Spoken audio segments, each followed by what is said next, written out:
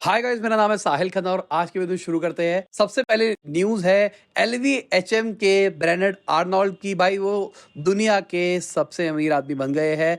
Elon Musk से आगे निकल गए हैं वो इस लिस्ट के अंदर। और मुझे क्या लगता है इस न्यूज़ के अंदर सबसे बड़ी खबर है ना, वो ये है गौतम अडानी नंबर 1 की क्लोज पे पहुंच रहे हैं। अगर मैं फोर्ब्स की रियल टाइम लिस्टिंग की अगर मैं बात करके चलूँ तो भाई 3rd नंबर पे है गौतम अडानी, और वो ग्रीन पे दिखाई दे रहे हैं, बाकी सब रेड पे दिखाई देते हैं नॉर्मली। वहाँ के शेयर्स घट रहे हैं अगर बाहर की बात करके चले, पर गौतम अडानी के शेयर्स बढ़ रहे हैं। तो आपको क्या लगता है गौतम अडानी दुनिया के सबसे अमीर आदमी बनेंगे? अगर हमारी गवर्नमेंट रहती तो शायद बन जाएंगे। अब लोग गाली मत देना, कोई बोल रहा है पीछे से, किसी और की आवाज आ रही है, ये मेरी आवाज नहीं है, किसी और ने बोला है बात। अगली खबर, शाहरुख खान के जो बेटे हैं आर्यन, उन्होंने एक वोडका ब्रांड पार्टनरशिप के ऊपर, जो कि वर्ल्ड की लार्जेस्ट ब्रेवरी है, उनके साथ में पार्टनरशिप के ऊपर निकाला है। और ये बड़ी खबर है क्योंकि शाहरुख खान के बेटे को लॉन्च कर रहा है एक तरह से एक वोडका ब्रांड, और उनके नाम को इनकैश करेगा। जो लॉन्च की बात करके चलते हैं ना, अगर हम मूवी की बात भी करके चले तो अभी मैं रिसेंटली करण जौहर का एक इंटरव्यू देख रहा था जहाँ पे उन्होंने बोला कि सब मुझे क्रिटिसाइज करते हैं कि तुम स्टैब्लिश लोगों को करते हो लॉन्च, स्टैब्लिश लोगों को रखते हो। कहता है अगर मैं एक न्यू कमर को, किसी को जो कोई नहीं जानता, उसको ले आऊंगा ना एक पिक्चर के अंदर, तो कोई देखने के लिए नहीं जाएगा। और वो एक हार्ड रियलिटी है। हम सब क्रिटिसाइज तो करते हैं भाई, नेपोटिज्म है, ये है, वो है, पर कहानी यही है कि अगर किसी अननोन लोग की कोई पिक्चर आती है और वो ठीक ठाक लेवल के ऊपर मार्केट होती है, पर हम नहीं देखने जाएंगे। बहुत सारी अच्छी पिक्चरें हैं जो कि फेल हो जाती है अच्छी होने के बावजूद भी, क्योंकि उसका ऑडियंस सेट बड़ा नहीं होता है। यही अगर हम सलमान खान, शाहरुख खान की बात करके चले तो उनका स्टारडम ही इतना बड़ा है, पिक्चर की स्टोरी कुछ भी हो तो एक लेवल की सेल तो वो लेके आते ही है। तो यहाँ पे वो जो सबसे बड़ा ब्रांड है भाई, वो आर्यन का ब्रांड नेम यूज करने वाला है अपना ब्रांड निकालने के लिए। अगली खबर मुकेश अंबानी की है। तो वो आर्सेनल को खरीद रहे हैं। कुछ टाइम पहले खबर निकल के आई थी वो मैनचेस्टर यूनाइटेड या लिवरपूल को खरीद रहे हैं। अभी रिलायंस ने लिवरपूल के लिए तो मना कर दिया है। अभी ऐसा लग रहा है आर्सेनल खरीद रहे हैं, क्योंकि जो मुकेश अंबानी के बेटे हैं आकाश जी, वो आर्सेनल के बहुत बड़े फैन है। तो आप फुटबॉल देखते होगे, आपको पता होगा भाई कौन सी टीम कैसी कैसी है। तो अगर ले लेते हैं, आपके हिसाब से सही रहेगा या फिर नहीं रहेगा? अगली खबर ट्विटर से है। तो ट्विटर ने अपनी trust and safety council movement जो थी उसको डिसॉल्व कर दिया है। बेसिकली 2016 के अंदर ये एसोसिएशन वॉलंटरी ग्रुप बनाया गया था, जहां पे वो देखते थे जो हेट स्पीच आती है, चाइल्ड एक्सप्लॉयटेशन आता है और बाकी ऐसी ऐसी चीज़ें आती है प्लेटफॉर्म के ऊपर, उसको मॉनिटर करते थे। पर अभी के लिए उसको रोक दिया गया है, मेल भेजा गया सबको और कहा गया अभी के लिए हम इसको रोक रहे हैं, हम कोई और मेथड ढूंढ रहे हैं जिससे हम इसको बेटर तरीके से कर सकते हैं। अगली खबर यूएस गवर्नमेंट की है। तो उन्होंने एलॉन मस्क को क्रिटिसाइज किया है। बेसिकली कुछ टाइम पहले उन्होंने एक भाई ट्वीट डाला था, मैं आपको दिखा रहा हूँ ट्वीट क्या था। तो वो फोटो जो थी उसके अंदर वो बोल रहा था कि भाई एक और लॉकडाउन लगा दो। उन्होंने कहा भाई ये गलत चीज़ है, आपने जो हमारे चीफ मेडिकल एडवाइजर है उनको गलत तरीके से पोर्ट्रे किए हैं यहाँ पे। बाकी मुझे लगता है ये फन था यार, मतलब लोग शायद फन समझ नहीं पाए, मुझे फन वाली चीज लगी। अब अगर ट्विटर की बात कर रहे हैं तो भाई ट्विटर को एक प्राइवेट जेट कंपनी ने $2 लाख के लिए सू कर दिया है कि भाई तुमने हमको बहुत सारी फ्लाइट की पेमेंट नहीं दी है, बहुत सारे फ्लाइट की पेमेंट थी जो अनड्यू थी। तो देखते हैं क्या होता है क्या नहीं होता है। अगली खबर सुंदर पिचाई जी की है। तो उनसे पूछा गया कि गूगल में जो ले ऑफ्स हो गए वो हो गए या नहीं होगा। उन्होंने बोला भाई बहुत टफ है इसको प्रेडिक्ट करना कि होगा नहीं होगा, क्या होगा क्या नहीं होगा, क्योंकि टेक कंपनी है ना, और अभी सब सोच रहे हैं रिसेशन आएगा, ये होगा वो होगा, ऐसा होगा वैसा होगा, पर फ्यूचर तो कोई प्रेडिक्ट नहीं कर सकता कि क्या होगा। तो अभी कहना कि ऐसा होगा वैसा होगा मुश्किल लगता है। उन्होंने थोड़ा सा देखा जाए डिप्लोमेटिक आंसर है, पर सबको पता है कि ये ले ऑफ्स होने हैं। अगली खबर, जो KM बिरला जी है वो अपनी 19 ईयर ओल्ड ब्रोकरेज बिजनेस को बेच रहे हैं, आदित्य बिरला इंश्योरेंस ब्रोकर्स। तो पैसे इकट्ठे कर रहे हैं शायद वो, और कह रहे हैं कि भाई ये रीस्ट्रक्चरिंग के लिए यूज हो रहा है। क्या ये पैसा यूज होगा VI के अंदर, ये देखने वाली बात है। अगली खबर गोल्डमैन सैक्स की है। तो उन्होंने बोला है गोल्ड एक बेटर पोर्टफोलियो डाइवर्सिफायर है बिटकॉइन के कंपैरिजन में। तो मतलब अगर आपको अपने पोर्टफोलियो को डाइवर्सिफाई करना है, अगर आप इन्वेस्टमेंट करते हो, तो लोग कहते हैं कि इक्विटी डेट के अंदर इन्वेस्ट करो, जिसके अंदर अलग अलग जगह पे करो, कि अगर इक्विटी मार्केट क्रैश करती है तो आपकी डेट मार्केट स्ट्रांग होगी, तो आपके पास पैसा बचा रहेगा अगर आपको जरूरत पड़ेगी तो। और ओवरऑल सब सारी की सारी मार्केट फ्यूचर के अंदर बढ़नी है। अगर आप गोल्ड करते हो तो गोल्ड का प्राइस बढ़ना है। गोल्ड का उतना अप्रिसिएशन नहीं आता जितना इक्विटी का आता है, पर इक्विटी रिस्क के साथ में भी आती है।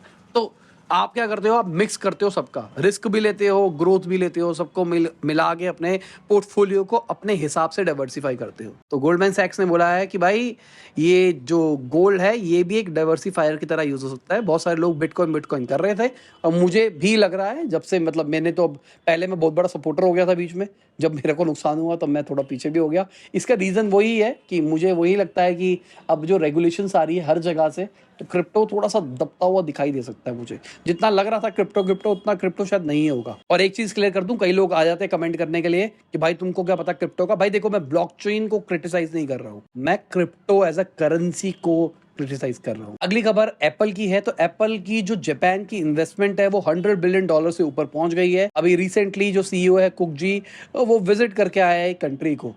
इंडिया के अंदर भी बहुत ज़बरदस्त लेवल पे इन्वेस्टमेंट हो रही है अगर देखा जाए तो। अगर मैं 2025 की बात करके चलूँ ना, तो एप्पल ने बोला है वो अपनी आईफोन प्रोडक्शन को 3 गुना कर देगा। ये बहुत बड़ा नंबर है। और अभी रिसेंटली हमने न्यूज़ देखी थी 3-4 दिन पहले ही, जहाँ पे हमने बात करी थी कि भाई एप्पल सैमसंग से ज़्यादा एक्सपोर्ट करेगा इंडिया से आने वाले टाइम के अंदर आईफोन्स को। बड़ी बात है ये। पर कहानी यही है, क्या हमको उसका बेनिफिट मिलेगा या फिर नहीं मिलेगा। अगली खबर बायजूस की है। तो उन्होंने मार्केट से लोन ले रखा है $1.2 बिलियन का।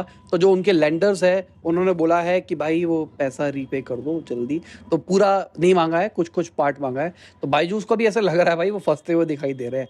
देखते हैं फ्यूचर क्या रहता है बायजूस का। सबसे पहली कहानी एक वेव निकल के आई, नेगेटिव पीआर ऑफ बायजूस, जहाँ पे उनका कल्चर, कंपनी का कल्चर ऐसा हुआ। पर मैटर नहीं करता कंपनी का कल्चर है, कंपनी आरओआई निकाल के दे रही है। तो और फिर निकल के आया भाई कंपनी आरओआई भी नहीं दे रही है। कंपनी की वैल्यूएशन तो बढ़ गई है पर वो वैल्यूएशन जस्टिफाइड नहीं है। फिर निकल के आया कि भाई उन्होंने डेट भी बहुत ज़्यादा ले रखा है। फिर कंपनी ने कहा कि हमको पैसों की जरूरत नहीं है। फिर कुछ टाइम के बाद कंपनी ने पैसे भी रेस कर लिए। तो ये सारी चीज़ें ना कुछ अलग स्टोरी बनाती हुई दिखाई दे रही है।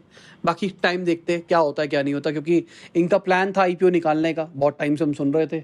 अब वो खबर दबती हुई दिखाई दे रही है। अब देखते हैं कब निकालते हैं कब नहीं निकालते। अगली खबर टाटा मोटर्स की है। तो भाई अगर आपको गाड़ी लेनी है टाटा की तो अभी ले लो, ये बेस्ट ऑप्शन है। क्योंकि टाटा मोटर्स अपना 2% रेट बढ़ाने वाले जनवरी से। तो अगर दिसंबर में लेते हो आप तो 2% तो आपका सीधा सीधा ये बच गया। ऊपर से कंपनी दिसंबर के महीने में कोई डिस्काउंट भी चला रही होती है। तो अगर आप अपने लिए लेना चाहते हो तो ये बेस्ट टाइम है अगर आप टाटा की गाड़ी लेना चाहते हो तो। अगली खबर, गवर्नमेंट ने एक डेटा रिवील किया है जिसके हिसाब से 174 चाइनीज कंपनीज रजिस्टर्ड है इंडिया के अंदर। और देखा जाए तो नंबर आपको ये डरने वाला नहीं लग रहा है, पर दिक्कत ये है कि चाइनीज कंपनीज इंडिया के अंदर होने का मतलब इंडिया का डेटा भी चाइना में जा सकता है। अगर डेटा को आप बहुत प्रीशियस लेके चल रहे हो तो ये नुकसानदायक हो सकता है। अगली खबर रशिया से है। तो रशिया इंडिया की हेल्प मांग रहा है। जो वेस्टर्न कंट्री से इनके ऊपर जो प्राइस कैप वाला सीन किया है ना रशियन ऑयल के ऊपर, कि रशियन क्रूड ऑयल अगर रशिया से लोगे तो इससे ऊपर नहीं जा सकता, ये नहीं हो सकता। तो वो इंडिया से हेल्प मांग रहे हैं कि भाई तुम बड़ी बड़ी शिप बनाओ, हमसे ऑयल रखो और तुम अपनी ऐश करो। मतलब लॉजिकली तुम्हारे यूज के लिए तो हो ही जाएगा, और शायद अगर तुमको आसपास कहीं देना हो तो तुम प्रोसेस करके भेज भी देना। अगली खबर निफ्टी आईटी की है और ये डरने वाली चीज है। 24% ड्रॉप आया है 2022 के अंदर निफ्टी आईटी के अंदर। ये वर्स्ट ड्रॉप है 2008 से अगर हम कंपेयर करके चले। मतलब आईटी स्टॉक घटे हैं। आईटी स्टॉक्स जैसे कि Wipro, Tech Mahindra, HCL, Infosys, TCS, ये सब घटे हैं 12 से 45% तक अभी तक, अगर 2022 की बात करके चले। और आपको एक फैक्ट दे देता हूँ, पिछले 5 साल के अंदर 31% राइज आया है आईटी स्टॉक्स का, अगर हम एनुअल बेसिस के ऊपर बात करके चले तो। इतना राइज आने के बाद में फिर घटते हुए भी दिखाई दे रहे हैं। अगली खबर, गवर्नमेंट ने यह बताया कि उन्होंने 2000 के कोई नए नोट नहीं छापे हैं 2018-19 से अभी तक। तो ऐसा कहा जा रहा है कि 2000 के नोट्स मार्केट से जा सकते हैं, और ये हम बहुत टाइम से खबरें सुन रहे हैं 2000 के नोट कम हो रहे। अभी मैं कहीं पे पढ़ रहा था कि भाई एक एमपी ने भी बोला है बीजेपी की गवर्नमेंट को कि आप 2 साल का टाइम दो और कहो कि सारे 2000 के नोट वापसी करो, उसके बाद 2000 के नोट मान्य नहीं रहेंगे टाइप। गवर्नमेंट ऐसा कुछ प्लान कर रही हो, कुछ कह नहीं सकते, क्योंकि देखो सिंपल सी बात, 2000 का नोट लॉजिकली एक गलत स्टेप तो था डिमोनेटाइजेशन के साथ में टाइम पे। देखो एक ऑप्शन था 2000 का नोट शायद इसलिए निकाला गया क्योंकि 2000 का नोट आराम से सर्कुलेट हो सकता था, और जो करेंसी का मार्केट में गैप आया था तो 2000 का नोट वो जल्दी फुलफिल कर देता। अगर आप 500 का नोट लेके जाते वर्सेस 2000 का नोट तो टाइम तो उतना ही लगना था, पर आप एक बारी में ज़्यादा नोट को ट्रांसफ़र कर सकते थे। पर कहानी यही है कि भाई इसी के चक्कर में नेगेटिव चीजें भी आ गई, ब्लैक मनी भी तो ज्यादा स्टोर हो सकती है ना। तब देखते हैं गवर्नमेंट रिफ्रेश करती है दोबारा से डीमोनेटाइजेशन 2.0 लाती भी है या फिर नहीं लाती है। अगली खबर रिपोर्ट के हिसाब से जो 2023 का बजट आने वाला है वहां पर जो टैक्स फ्री स्लैब है जो कि 2.5 लाख रुपए तक आपको एग्जाम्पशन मिलती है वो शायद 5 लाख तक जा सकती है नए टैक्स रिजीम के अंदर। बहुत बढ़िया चीज हो सकती है अगर ऐसा हो तो। कल परसों ही बात करी थी मैंने कि भाई टैक्स कलेक्शन बढ़ रही है तो हो सकता है कि हमको कुछ बेनिफिट मिले, और वही खबर निकलती हुई आ रही है, ऐसा हो रहा है। खुशखबरी वाली बात है। अगली खबर, गवर्नमेंट ने ऐसा कहा है जो गेमिंग कंपनीज है उन्होंने 23,000 करोड़ से ज़्यादा का जीएसटी इवेशन किया है, मतलब जीएसटी नहीं दिया है तो उनके ऊपर कुछ चल रहा है। तो अभी रिसेंटली ईडी ने भी बहुत जगहों पे रेड मारी थी गेमिंग वालों पे कि भाई तुम बहुत ज़्यादा टैक्स की चोरी कर रहे हो। तो बेसिकली अगर आप ऑनलाइन गेमिंग की बात करके चलो तो वहाँ पे अगर कोई भी सर्विस खरीदता है या कोई भी पेमेंट देता है तो लॉजिकली उस पर जीएसटी लगना चाहिए क्योंकि वो सर्विस है। अगर कोई कर रहा है तो उस पर जीएसटी लग रहा है और कंपनी कहीं पे भी जीएसटी नहीं काट रही है तो ये तो गलत चीज़ है ना। तो गवर्नमेंट ने रूल बना रखा है, अब फंसेंगे। अब कहानी क्या है, ये करते हैं फॉरेन के अंदर। अगर मैं एक्सपोर्ट ऑफ सर्विस कर रहा हूँ ना, अगर आप यूएस के अंदर बैठे हो और आप मुझसे डिजिटल मार्केटिंग सर्विस ले रहे हो, मैं इंडिया के अंदर से आपको दे रहा हूँ तो जीएसटी नहीं लगता। एक्सपोर्ट ऑफ सर्विस में जीएसटी वगैरह नहीं लगते। तो ये शायद यहीं पे गेम खेल रहे होगे पूरा पूरा, क्योंकि ये फेमा के अंदर भी आया था, फॉरेन एक्सचेंज मैनेजमेंट एक्ट के अंदर, तो ये उसके अंदर भी फंसे थे। तो शायद हो सकता है इस तरीके से भी पैसों को इधर उधर कर रहे हो। अगली खबर गवर्नमेंट की फिर से है। तो गवर्नमेंट ने एमएसएमई के बारे में बोला है कि अभी तक फॉरेन इन्वेस्टमेंट का कोई प्रो और कॉन नहीं पता लगाया है हमको एमएसएमई सेक्टर के अंदर। तो बेसिकली उन्होंने बोला है कि अभी कोई एविडेंस ही नहीं है, कोई स्टडी नहीं हुई है जिसकी वजह से हमको पता लगे कि भाई अच्छी भी है वो बुरी है। अगली खबर यूपी के अंदर इन्वेस्टमेंट की है। तो यूपी गवर्नमेंट एक डेलीगेशन भेज रही है यूएस के अंदर जो कि इन्वेस्टमेंट के ऊपर फोकस करेगी कि भाई आओ यूपी के अंदर इन्वेस्ट करो। उत्तर प्रदेश का जो ग्लोबल इन्वेस्टर समिट होने वाला है 2023 वाला, उसके अंदर आओ, पार्टिसिपेट करो और बहुत सारा पैसा लगाओ। तो देखते हैं भाई, देखा जाए ओवरऑल यूपी को पैसा तो बहुत ज्यादा मिला है पिछले कुछ टाइम के अंदर। अगली खबर आरबीआई की है। तो आरबीआई ने बताया 13,000 से ज्यादा उनको जो एनबीएफसीज है और बैंक्स है उनकी कंप्लेन मिली है जहां पे अनऑथराइज लेंडिंग एप्स के बारे में, मतलब वो जो चाइनीज लोन ऐप है ना उसके बारे में कंप्लेन आई है, जहां पे मोबाइल ऐप के थ्रू लोन मिल जाता था, उसके बाद अगर लोन नहीं देते थे तो आपको धमकाया जाता था, आपके फ़ोन से फ़ोटोज़ अपलोड करके उसको एडिट करके आपको कहते थे देखो तुम्हारी न्यूड फोटोज़ है, हम इसका मिसयूज़ करेंगे, हम तुम्हारे फेसबुक पे डाल देंगे, हम लोगों को टैग करेंगे, हम तुम्हारे रिश्तेदारों को भेज देंगे। कई लोगों ने सुसाइड भी करी इस चक्कर में। फिर गवर्नमेंट ने इस चीज़ को स्ट्रिक्ट किया। अब गवर्नमेंट ने ये भी बताया कि भाई 13,000 और ये आई है, और ये अप्रैल 2021 से नवंबर 2022 तक की है अगर ये कंपनीज की बात करके चले तो। इसके ऊपर मैंने एक वीडियो बनाई थी जिसमें मैंने पूरा डिटेल के अंदर समझाया था, और शायद मैं कहूँगा सबसे पहले बनाई थी। बहुत सारे लोगों ने उसके बाद मेरी कॉपी मार के बनाई है वीडियो इस टाइप वाली, तो देखना उस वीडियो को यार।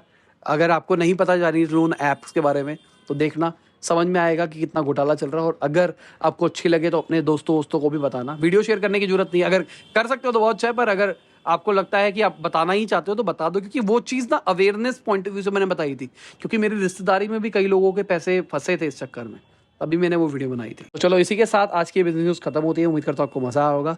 बाय, गुड नाइट, शबा खैर, खुदा हाफिज़, गुड मॉर्निंग और आफ्टरनून जब भी आप वीडियो देख रहे हैं।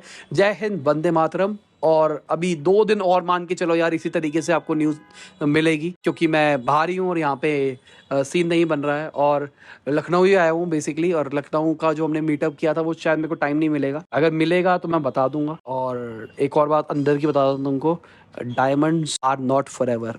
डायमंड एक मिथ्या है। इंटेलेक्चुअल इंडीज वाले चैनल पे मैंने वीडियो डाली है, जरूर देखना उसको। डिटेल के अंदर समझाया है, बहुत छोटी सी वीडियो है और उसी के अंदर मैंने बहुत डिटेल में समझाने की कोशिश करी है कि डायमंड्स कैसे हमको पागल बना के बेचे जाते हैं। चलो बाय।